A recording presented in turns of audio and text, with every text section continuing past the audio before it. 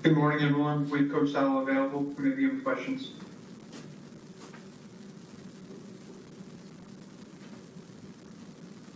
Robert, how did Aaron come out of the game physically? He's good.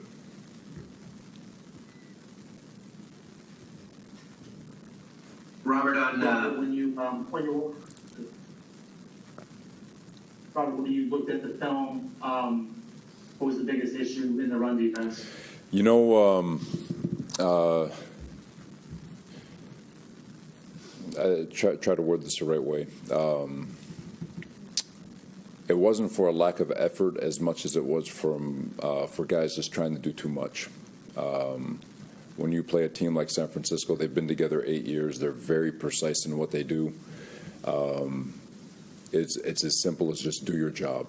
Do your job, and we would have been in much better shape. Like I said, in the second half, I felt like we got to it.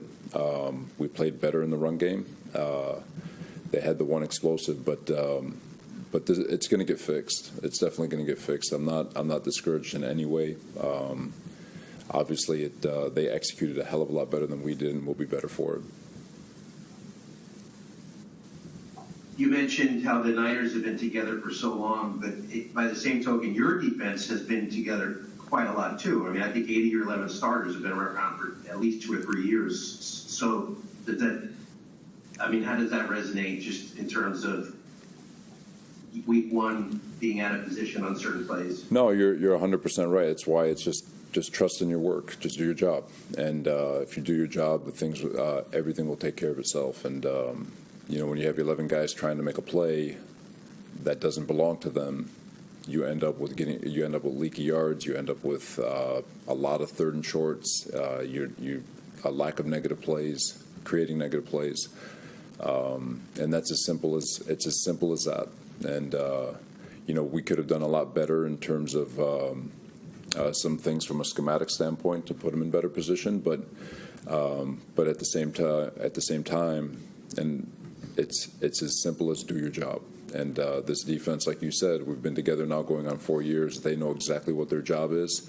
They know how to cheat their job based on looks that we're getting. But when you're playing a precision offense like this, it's precision versus precision. And if you start to try to second guess yourself and do too much, you can end up getting gashed, and we did.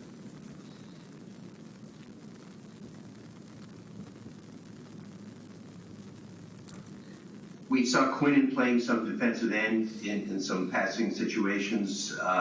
Maybe you could what's the thought behind that? We did it some last year. No disrespect to that right tackle. I think he did a hell of a job. Just felt like it'd be a good matchup for Quinnen to get in there where they couldn't just slide to him and protect and get 4 hands on him just to try to get him on a guy. And we felt like he had some production today or yesterday.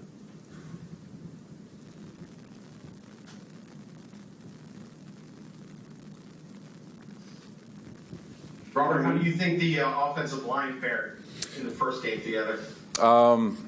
There's some good things. Like I said, from an offensive perspective, there's a lot of really good things that happened on tape. Give San Francisco credit. The frustrating thing is that they're a top 5 defense. They're going to get some 3 and outs, and you expect us to get some 3 and outs, and that's where it's frustrating. But offensively on the third drive, had a great 12-play drive. Yes, there was 2 more 3 and outs, but I think where the game got away from us is at the end of the first half, we give up I think it was like a 6-minute drive that ate up the rest of the first half where they got the field goal, and then they came out of the locker room with another 7-minute drive that led to a field goal. So we went from 13-7 to 23-7, and our offense went over an hour without being on the field. We get on the field, we throw the interception, hold them to a field goal, and then that next drive we go right down the field and we score a touchdown. And then they get another long drive. We get to midfield and we turn the ball over on down. So, like I said last night, I think our offense is in a really good place. I thought it was a good first outing in terms of for the quarterback, hadn't played in so long. But there was a lot of encouraging things, and I know it's going to be a lot better once we balance out this team.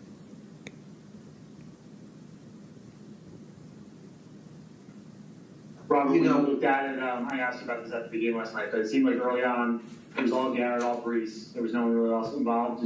Was that were plays not being called for other guys? Was it where they taking stuff away? Just kind of what led to the whole offense being through them? Well, there are stars, right? They're going to touch the ball. You know, the first third down was to Lazard. He lost his footing. Obviously, we couldn't come down with it. That would have been an opportunity for him. But like I said, we only had 49 plays, you know, and I know that those first 12 that first drive where we had a chance to go score, it was a lot of Brees, a lot of Garrett, and as the game would have opened up with more opportunities, I think it would have given more guys opportunities. But and Lazard, I thought Lazard, despite the first third down, I thought he had a really nice game, and you know, so look, when there's more opportunities, there'll be more opportunities for other players, and they'll get those ops.